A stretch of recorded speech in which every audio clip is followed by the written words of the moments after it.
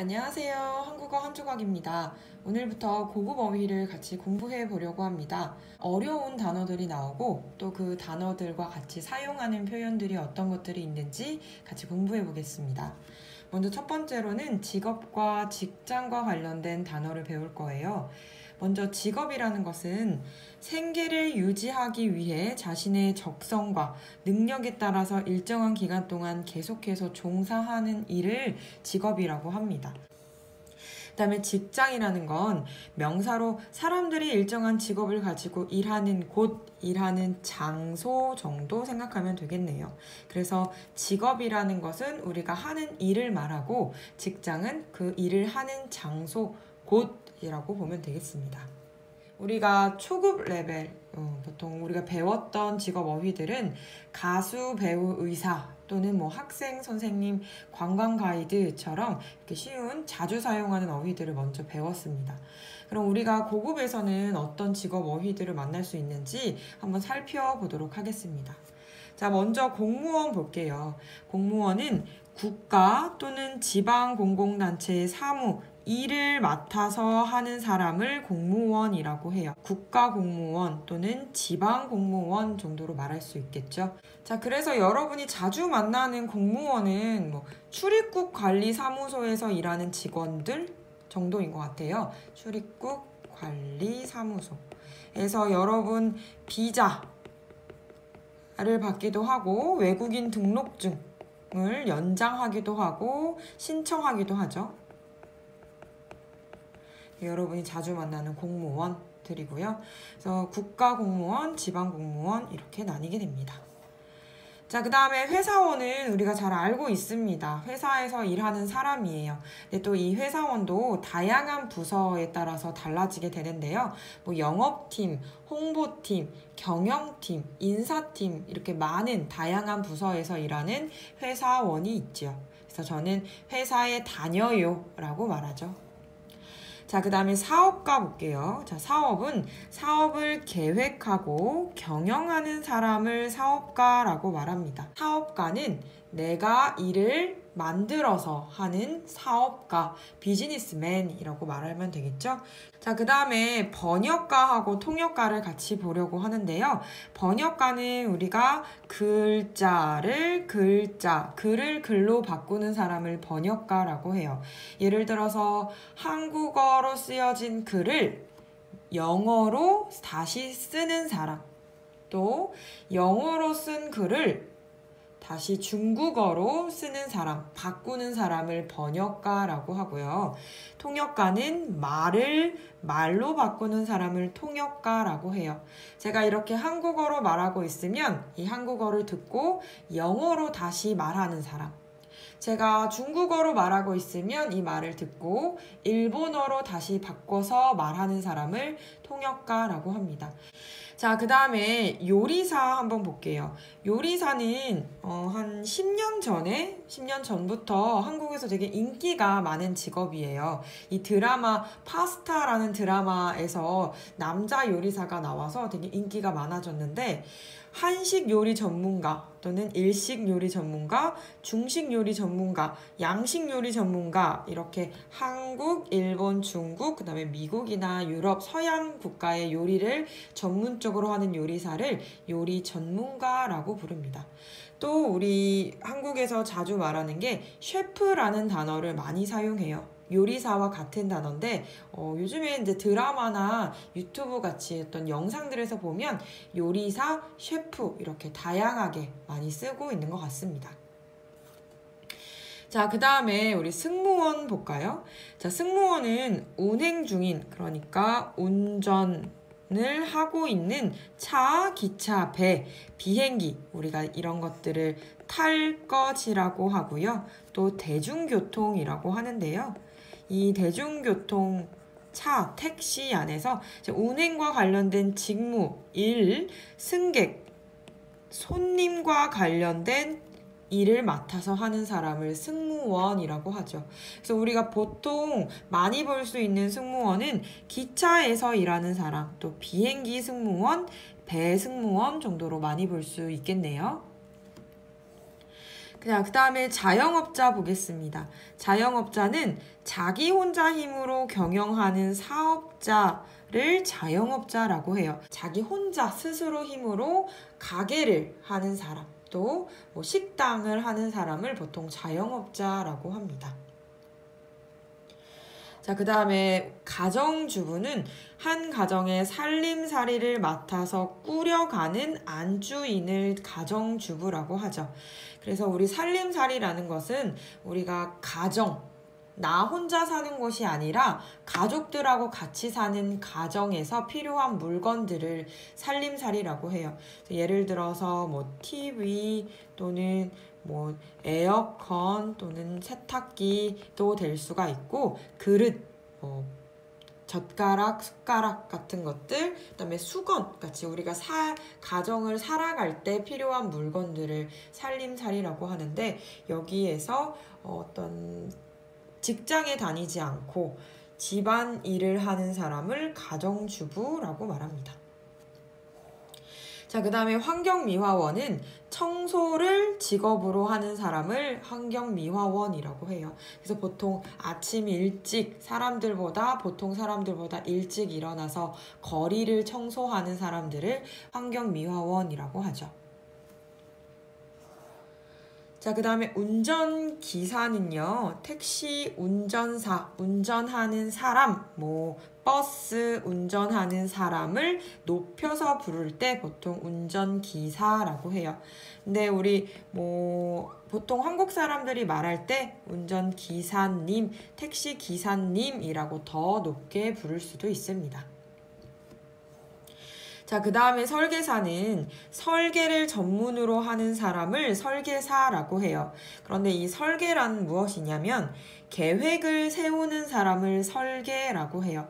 이 사람들이 보통 도면에 설계를 그리는 일들을 합니다. 자, 그 다음에 여기 기술직, 사무직, 생산직, 영업직이라고 해서 다 직업 종류대로 묶어봤는데요. 먼저 기술직이라는 사람은 기술 분야의 직업이나 직무 맡아서 하는 사람을 기술직이라고 해요. 그래서 예를 들어서 뭐 통신, 우리 와이파이, 인터넷, 전화 같이 통신의 기술을 잘 전문적으로 하는 사람, 또는 정보기술 비슷하죠. 그 다음에 기술직을 찾아보면 테크니셜이라고 말할 수가 있겠네요.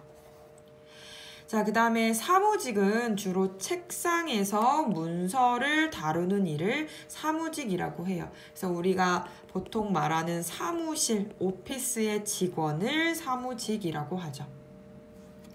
이제 생산직이 있습니다. 생산직은 프로덕션이라고 해서 인간이 생활하는데 필요한 물건을 만들어내는 일을 생산직, 생산직종, 생산직업이라고 말합니다. 그 다음에 이제 영업직은 영리이익을 목적으로 물품 판매를 담당하는 업무를 영업직이라고 하는데요. 쉽게 말해서 물건을 파는 직업을 영업직이라고 합니다. 그래서 여기 영리라는 것은 우리가 돈을 버는 거, 무엇을 팔고 우리가 이득을 얻는 것, 이익을 얻는 것을 목적으로 하는 걸 영리라고 해요. 그래서 영업직은 물건을 팔아서 나에게 이익을 얻는 것을 영업직이라고 합니다. 자, 그러면 이것과 관련된 표현들 살펴보겠습니다. 먼저 업무가 있는데요. 업무는 직장에서 내가 맡아서 하는 이 일을 업무라고 합니다. 그러니까 내가 직장에서 내가 책임지고 하는 일, 업무라고 합니다. 그 다음에 분야라는 건 여러 갈래로 나누어진 범위나 부분을 말하는데요. 우리가 뭐 파트나 뭐 에어리어 정도로 생각하면 될 것 같아요. 그래서 우리 회사에 여러 가지 분야가 있지만 뭐 총무 분야, 아니면 인사팀, 아니면 회계팀, 아니면 뭐 경영관리팀, 여러 가지로 부분으로 나누어 볼 수 있다. 분야가 나누어진다 라고 생각할 수 있습니다. 그 다음에 수행하다는 생각하거나 계획한 대로 일을 해 나가는 것을 수행하다라고 말합니다. 그래서 우리 업무를 수행하다, 내가 일을 하는 것, 업무를 수행하는 것이라고 말합니다. 그 다음에 담당하다, 어떤 일을 맡아서 책임지고 하는 것, 나의 담당이라고 합니다. 그래서 다시 한번 말하자면 업무란 직장에서 맡아서 하는 일, 또 직장에서 내가 담당해서 하는 일을 업무라고 말할 수 있습니다. 마지막으로 유망하다 있는데요. 유망하다는 앞으로 잘 될 것 같은 희망, 영어로 hope나 전망, 앞으로의 미래에 희망이 있는 것을 유망하다라고 말해요.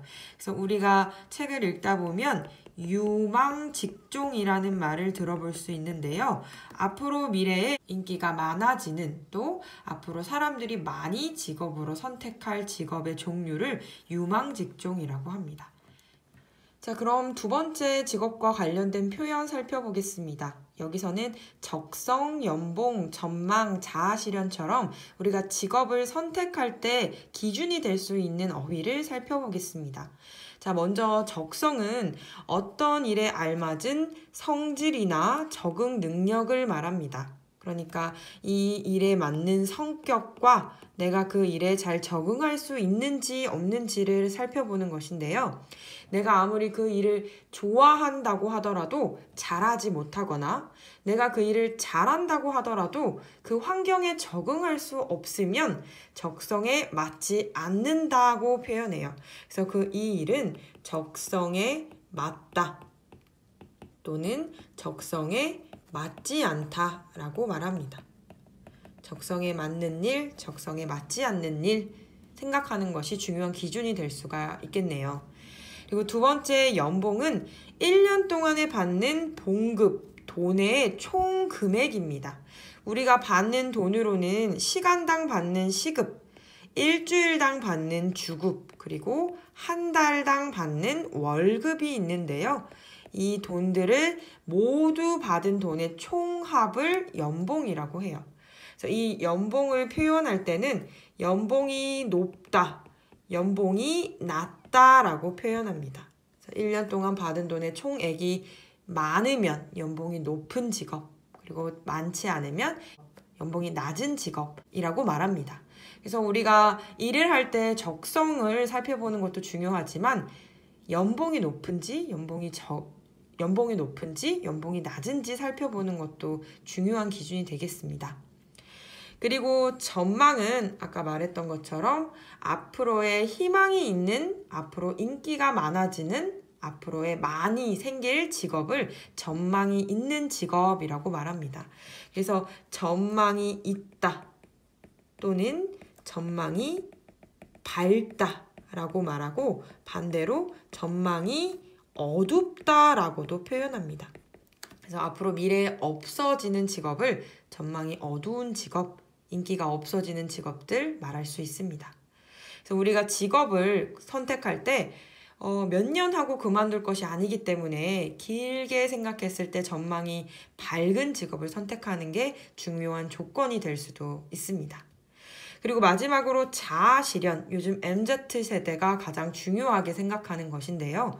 개인의 능력과 기술, 그리고 포텐셜, 잠재력을 최대한 이루어내는 것, 직업을 통해서 내가 하고 싶은 것들, 직업을 통해서 내가 이룰 수 있는 것들, 직업을 통해서 내가 깨달을 수 있는 것들이 많은 직업을 자아실현을 할 수 있는 직업이다라고 말합니다.